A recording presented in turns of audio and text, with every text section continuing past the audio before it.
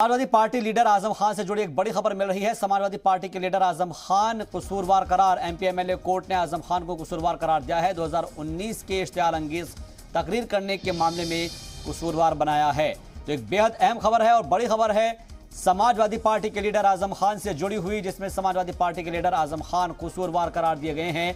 MP MLA court ने आजम खान को कसूरवार करार दिया है।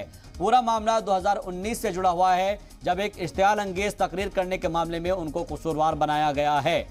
तो एक बड़ी खबर है आजम खान के लिए, समाजवादी पार्टी के लिए, जिसमें समाजवादी पार्टी के लीडर आजम खान से जुड़ी जो जानकारी मिल रही है उसके मुताबिक आजम खान कसूरवार करार दिए गए हैं। एमपी एमएलए कोर्ट ने आजम खान को कसूरवार करार दिया है। 2019 के इश्तिहार अंगेज तकरीर से जुड़ा हुआ यह मामला है, जिसमें एमपी एमएलए कोर्ट ने कसूरवार पाया है। तो समाजवादी पार्टी के लीडर आजम खान से जुड़ी ये बड़ी जानकारी मिल रही है।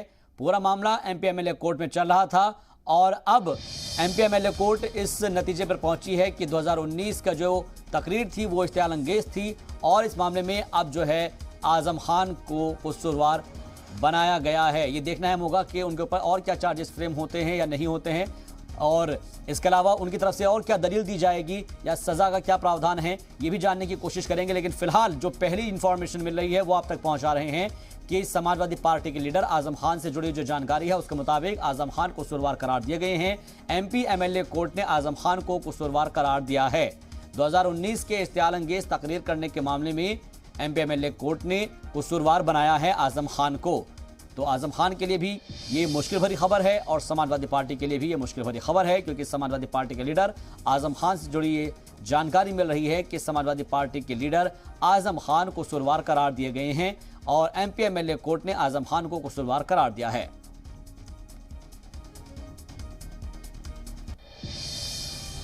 तो एक बड़ी खबर है और अहम जानकारी मिल रही है समाजवादी पार्टी के लीडर आजम खान से जुड़ी हुई, जिसमें आजम खान कसूरवार करार दिए गए हैं। समाजवादी पार्टी के लीडर एमपी एमएलए कोर्ट में कसूरवार करार दिए गए हैं। 2019 के इश्तिहार अंगेज को लेकर ये माना जा रहा है कि 3 बजे अपना फैसला सुना सकती है।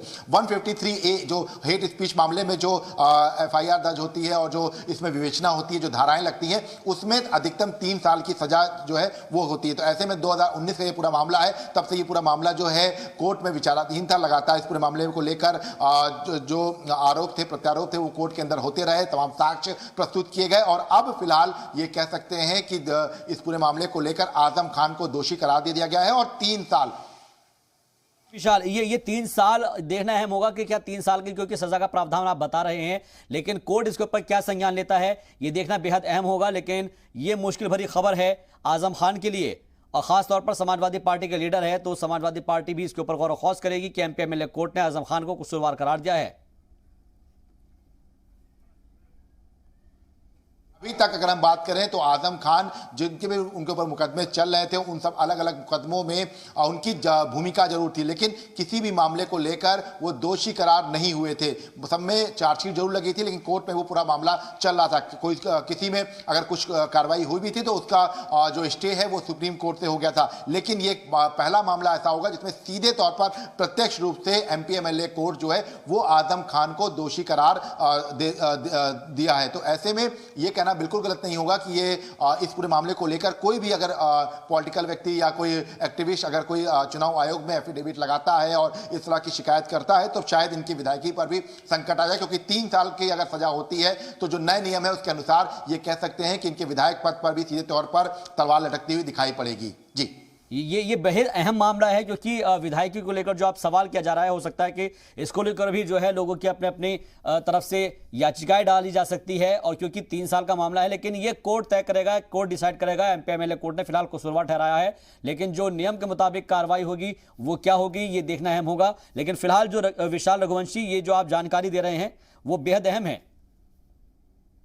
प्रधानमंत्री इन दोनों को ही जो है अपशब्द कहते हुए हेट स्पीच दी थी और यही वजह है कि इसको लेकर मुकदमा दर्ज किया गया था और मुकदमे के बाद विवेचना की जा रही थी। तो ऐसे में अब फिलहाल इस पूरे मामले को लेकर कोर्ट ने आज सीधे तौर पर दोषी करार दे दिया है और माना जा रहा है कि अब आजम खान की मुश्किलें बढ़ना बिल्कुल तय है, क्योंकि अधिकतम 3 साल की सजा जो है वो इसमें प्रावधान होता है। तो ऐसे में 153A के तहत ये पूरा मुकदमा जो है चलाया जा रहा था और इसके तहत अगर हम बात करें और जो 2 अन्य धाराएं हैं, जैसा कि अभी हमारे सहयोगी सैयद आमिर बता रहे थे कि 2 अन्य धाराएं भी कोर्ट में जो है की गई हैं। तो अगर तीनों की अगर हम धाराओं की अगर बात करें और जो दोषी करार दिया गया उसमें अगर हम आगे की बात करें तो सीधे तौर पर कह सकते हैं कि कहीं ना कहीं से अब इस पूरे मामले में आजम जी, ये इस पूरे मामले को लेकर आजम खान के लिए तो मुश्किल बढ़ेगी, लेकिन समाजवादी पार्टी का क्या रुख होगा विशाल, ये भी देखना अहम होगा, क्योंकि इस पूरे मामले में अभी फिलहाल कसूरवार करार दिए गए हैं। अब तक के जितने भी मामले थे वो तमाम मामले विचाराधीन थे, या फिर उसमें आजम खान को राहत जरूर मिली थी विशाल,